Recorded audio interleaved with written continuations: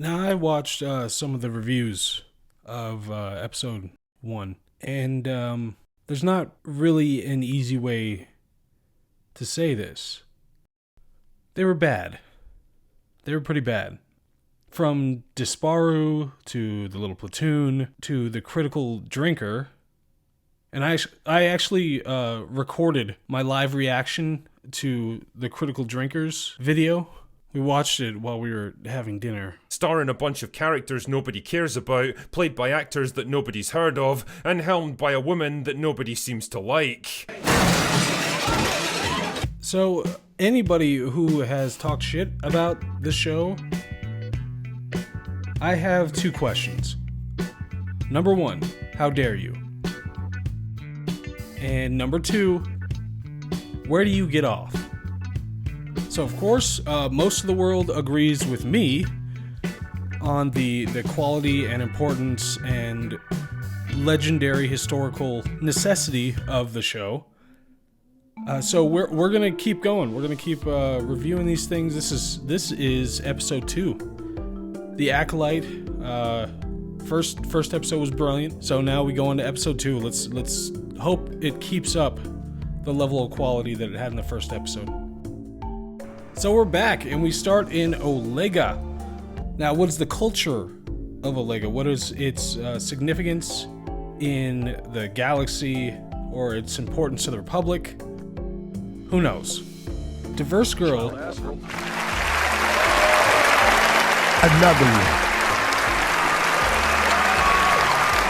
one. Snatches a space onion from obese labyrinth goblin and throws it at the Jedi temple. This will later actually make her an accomplice on top of being a thief, but that's not important yet. Tributary hucks a device on top of his head.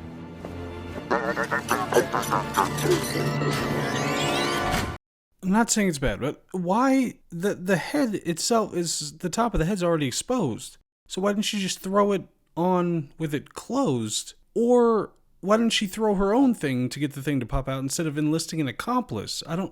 Now she's got an infiltration mission. Weapons and equipment OSP. She sneaks past these two, then gets her whole ass person viewed by this chick. Psycho matters with his powerful psychic abilities. Oh my god, he's white. And he looks like an adult baby. Child asshole. No, seriously, it looks like a 24-year-old they tried to make look 65 with, like, glue and pubic hair. Attack me with all your strength. She uses the pickup line again. This security is horrible. Say he does. Say he wakes up and attacks her. Wouldn't the place be full of Jedi? They'd probably hear a scuffle, like the last fight, the fight she had with Trinity, that it wasn't exactly quiet. And they descend upon her, and unless you're Kendrick Lamar, you're not winning a 1v20. They not like us. So it turns out she has arthritis, she can't attack him at all, and then she escapes through the skylight.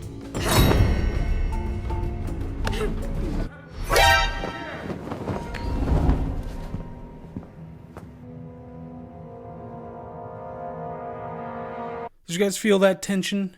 Did you feel the tension in that scene? Were you worried about whether she was going to make it out, or if she was going to fight the Jedi, or what was going to happen? No? That's right. Because the filmmaker wants you to be relaxed while you're watching this show. Unlike an asshole director like David Fincher, who made a meeting about social media intense. He doesn't care about your heart health. Still wired in? Hey, Padawan. You could try repolarizing the power couplings. Are they revisiting a character trait? I mean, it's not a plot point, it's not meaningful to either character, and it has no greater significance whatsoever. But still. Even if her sister was alive, May would not have the training to defeat a Jedi Master. But we know she is alive, and she does have the training. How much of the dialogue is just characters saying things the viewer already knows is incorrect? But I believe she is responsible for Indara's murder. I'm inclined to agree. There's been another incident. A suspect matching OSHA's description broke into a local Jedi temple. Where? Olega. She could hardly be in your custody and committing another crime at the same time. Yeah, see that brilliant detective work? If she was in your custody, how could she also be breaking into a Jedi temple? Riddle me that. Check out the big brain on Brad. It's like that Sherlock Holmes show where he'd be like, your lapel was up, so I know that you were wearing Marco Echo cologne, and therefore you ate fish last night and had sex with your cousin. Twice missionary and once reverse cowgirl, but you were on top. And they're like, oh, Sherlock, how did you do that? So Pond is going to join the group. Torben is on Olega. We're not escorting the prisoner back to... OSHA is coming with us. Okay, I had like 40 or so observations. Number one, they know the people who are the targets. Like, they know them personally. So shouldn't they give them a call and let them know that there's a tiny assassin with arthritis after him? Second, in the last episode, I assumed there would be some significance to them having crash landed on the planet she ended up on. I thought it would mean something. It would be part of the story. But nope. So the prison break, half of the pilot episode, was completely meaningless. Alright, the other 38 points will be available on Gatreon. That's the gay equivalent of Patreon. Because it's Black History Month. I believe she can help. Master, OSHA is not... The Jedi agree with me. You're such a soft, shitty bitch. What do you mean the Jedi agree with you? Aren't all of you Jedi? You mean all the Jedi in the world agree with you? Or do you mean the one particular authoritative female Jedi? Another one.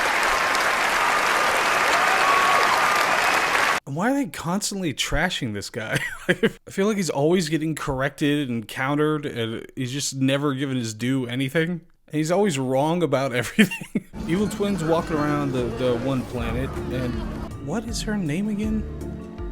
It's a month, right? June? So June finds this guy. I waited up all night. Where have you been? And their relationship is odd. Both of them act like he should care about her, but he also like murdered the shopkeeper and he just produces things for her, like on a contract basis. But he also knows their like mutual boss or something. Where have you been? Out there risking my life.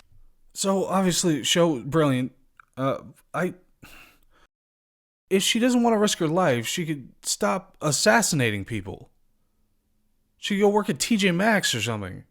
I'm blending in. You can blend in without sampling the merchandise. Well, I had to do something. Multiple counts of premeditated murder? Fine. Drinking? A vice too far. I need a weapon. I need you to make me a poison. Bunta? Really? I feel like I'm going crazy. Just so we try to understand what the plot is so far. So she rolled up and she thought she'd be able to kill Backstreet Grandpa with her fists or knives or whatever. She'd just be able to punch him to death. And she didn't know he'd be doing a battle meditating and it would prevent her from being able to touch the guy. So it just happens to be the case that she also set up an apothecary who's an associate who had previously murdered and taken over the one apothecary store in the city in case she would need poison later that she didn't know that she would need. And also on top of that, she brought a necessary ingredient for the poison with her from her home planet.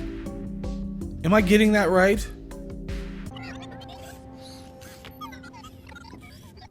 So she's a mechanic, and the extent of her abilities is try to stick a thunderbolt into a USB-C, and they'd be like, oh, it's hopeless. What is that? Oh, this is a pip droid. I'm trying to sync him to your ship so I can get some fuel levels and some vitals and... I mean, What the hell does she need fuel levels and vitals of the ship for? I swear it's like right by random number generator. The rest of the scene is them telling each other what they both already know. Snap back to Olega, so we've got... Welcome to Olega. We didn't think Coruscant would be interested in our little break-in. this crime may be connected to another open investigation. Now, obviously, given that there was an attempted assassination and a break-in, they will up security like crazy. They'll have posted guards everywhere. So that's not the kind of thing that you could do again. So June is going to have to use much more clever and intuitive tactics to be able to get back into this place. Oh, Jesus Christ. Fuck you. Fuck you. Wait a minute. It's a fuck you. The script said child squirms, not child reenacts The Exorcist. Woman! Master Tobin, please. Master Talbot hasn't spoken to anyone in over 10 years. He will speak to me. Did anybody think this through? For 10 years? Did he eat? Did he use the restroom? Is it a Cartman playing World of Warcraft situation? What, hon? Bathroom! Bathroom! You seek. Right here, right now, from me. 10 years. 10 years. He had a 10-year masturbatory snap streak, and it's gone. He didn't even flinch when she first showed up. There wasn't even a nod of recognition. And then suddenly, they happen to show up at the exact same time. So dude pulls a Socrates and Jill or whatever is gone by the time anybody gets there. That was unbelievably easy. I mean, just imagine if everybody suicided whenever someone said kill yourself on Xbox Live. COD lobbies would be literal ghost towns. I'm kidding. Of course, they're already ghost towns because nobody has an Xbox. Did they go by way of the subway? What's taking so long? So Basin gets there first, and she has no reaction. She doesn't call out. There's no concern, no CPR, no emotional response. And the only reason she'd be acting like a lunatic is because A, she's working with her sister, or B, so that the filmmaker can get her to sniff the vial and there's a minor misunderstanding hereafter. So she goes to an evil apothecary. The evil apothecary decides to use a poisonous herb instead of making his own poison, because, that's his job. He decides to use a poisonous herb with a distinctive scent from the one planet that happens to identify the killer, even though it doesn't matter because they already knew who the chick was. But what if she had brought a gun, or gave him a knife, or drove a Volvo in there to CO2 asphyxiate him, since the security is so damn bad? Step away from the body. See, I told you, we just needed faith right here, right now. Plot fireworks, all the things that are going to explode from this situation. It's so exciting. I can't wait to see where this goes now. She's standing over the body. She didn't yell out or anything. So now we get this whole thing mixed up, and they're going to arrest her, and there's going to be conflict between the one Jedi people and the other Jedi people trying to figure out what's going on. So here we go. She didn't do it. My sights were on her the entire time. I followed her when she broke off. Motherfucker. You can say that again. Motherfucker! Actually say it again, you fucking idiot! Gunta is a poison. My sister and I were taught to use it in hunting. If you were trained to use it, why'd she need an apothecary?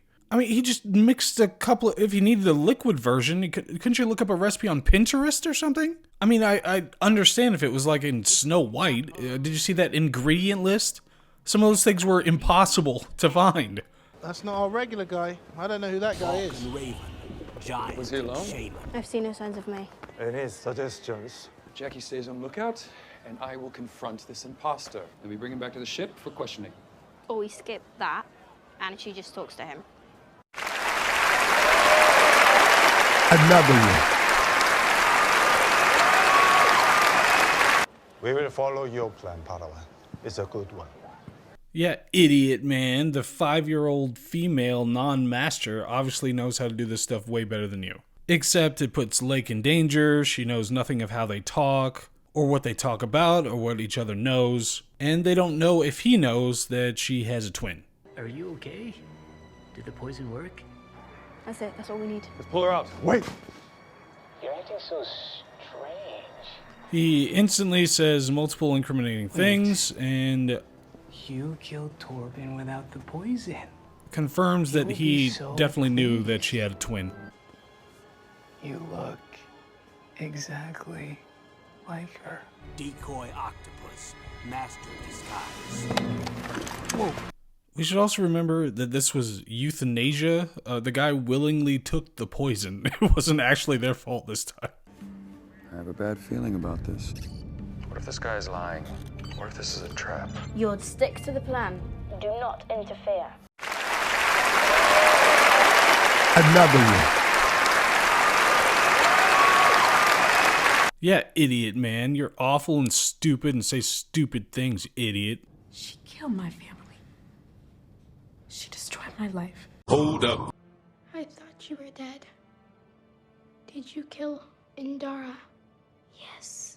She killed your family? Child asshole. Then why are you acting like Elsa and Anna in the damn flashback? Do you wanna build a snowman? You're with me.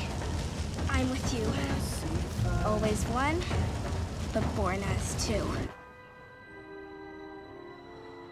You survived. Yeah, she's aware of that. You killed Indara. She already knows that too. Torben? Wrong. Didn't kill Torben at all. Then there's a fight.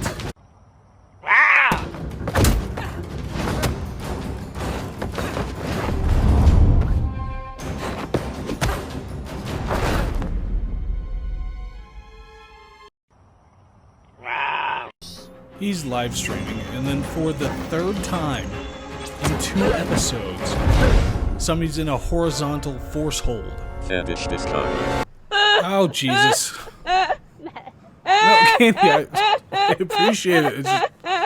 Thank you. No, it's decent joke. I appreciate it. My sister is dead! Osha is alive. Why would she think that? Basin wasn't hiding. You lie! The name is the Galactic Son of the Republic. You are under arrest. Lay your weapons down and surrender. Sniper Wolf, a beautiful, deadly sharpshooter.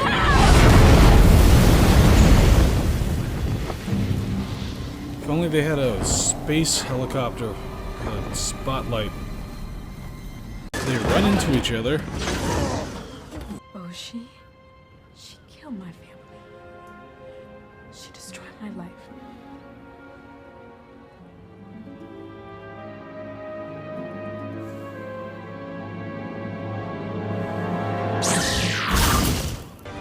If only they had a space helicopter, a spotlight.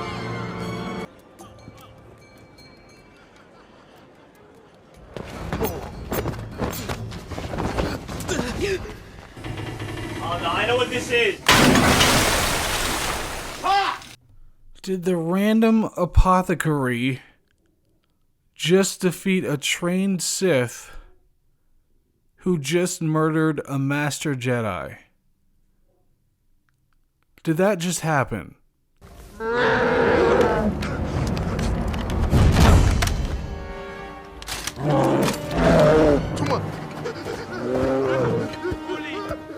See?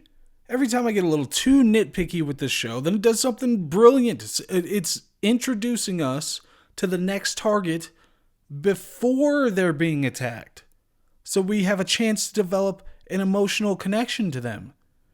So in this case, I mean, the only thing we know about it, he's like the Clint Eastwood of Wookiees. He's just like, get off my lawn. But still, brilliant. Show's amazing.